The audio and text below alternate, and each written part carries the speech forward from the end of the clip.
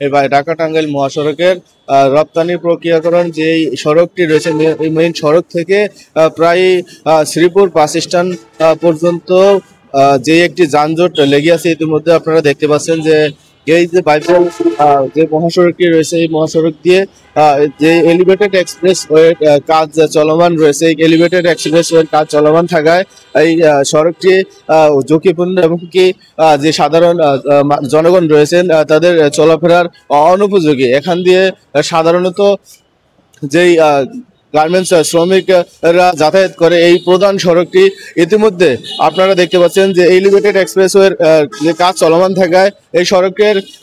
এখনো পর্যন্ত যে খানাখন্দ রয়েছে এগুলো পুনরায় সংস্কার করার কাজটি এখনো পর্যন্ত শুরু করতে তারা পারেনি। তো আমরা কথা বলেছি যেই রোডস অ্যান্ড হাইওয়ে রয়েছে তাদের সাথে, তারা আমাদেরকে একটি বিষয় ক্লিয়ারলি জানিয়ে দিয়েছে যে এই এলিভেটেড এক্সপ্রেসওয়ে যে কাজটি চলমান রয়েছে এই কাজ চলমান থাকা কারণে এই সড়কের পূর্ণ খনন কাজ এখন পর্যন্ত সম্পূর্ণ করা আমাদের পক্ষে সম্ভব হচ্ছে না। কাজটি ইতিমধ্যে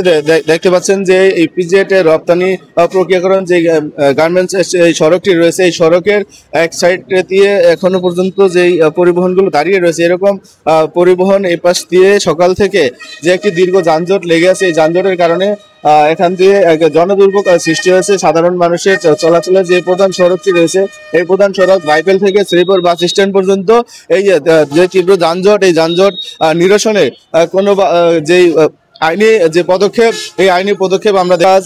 যে সড়ক মেরামত এগুলো আমাদের এই মুহূর্তে করা সম্ভব হচ্ছে না। তো বিগত বছরগুলোতে আমরা যেটি দেখতে পেয়েছি যে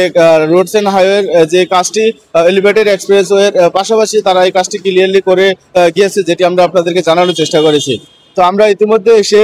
যেটি দেখতে পেয়েছি যে বাইপেল থেকে ইপিজেড শ্রীপুর পর্যন্ত যে মহাসড়কে যে তীব্র যানজট, এই যানজট এখনো পর্যন্ত